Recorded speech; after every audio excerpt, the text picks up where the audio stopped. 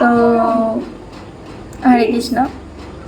আমি আজকে মানে ওরকম কিছু বলতে আসিনি, জাস্ট একটা কথা শেয়ার করতে এসেছি আমার লাইফে। সবার লাইফে অনেক কথা থাকে, তো এটা কোনো স্ক্রিপ্টেড কথা নয়, কোনো ভগবানের ভক্তিমূলকও কথা নয়, জাস্ট একটা কথা যে আমি এরকম একটা ফ্যামিলি থেকে বিলং করি। I am an MBBS student, government college থেকে MBBS করছি, এবং তারপরেও আমি এরকম একটা ফ্যামিলি থেকে বিলং করি যেখানে মানে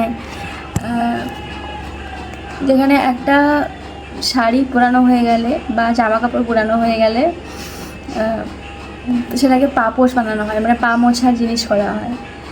আর ঘরে হরলিক্স বা কমপ্লেনের ডিবা শেষ হয়ে গেলে, মানে খাবারটা শেষ হয়ে গেলে সেটাকে হচ্ছে মশলার ডিবা বানানো হয়। আর আর কি বলবো, আমাদের কাছে আমাদের ঘরে মম ড্যাড এরকম কোনো ব্যাপারই নেই। আমাদের বাড়িতে বাবা মা বলে রাখলেই আমাদের শান্তি আসে। আর সবচেয়ে বড় ব্যাপার যেটা হচ্ছে আমাদের বাবা মাকে জড়িয়ে ধরতে পারাটাই আমাদের কাছে একটা মানে সুযোগ, যেটা খুব সহজে হয় না। আমাদের কাছে একটা মানে মিসম্যানেজিং ব্যাপার যে আমরা বাবা মাকে আজকে জড়িয়ে ধরতে পেরেছি বা হাগ করতে পেরেছি, এরকম ব্যাপার।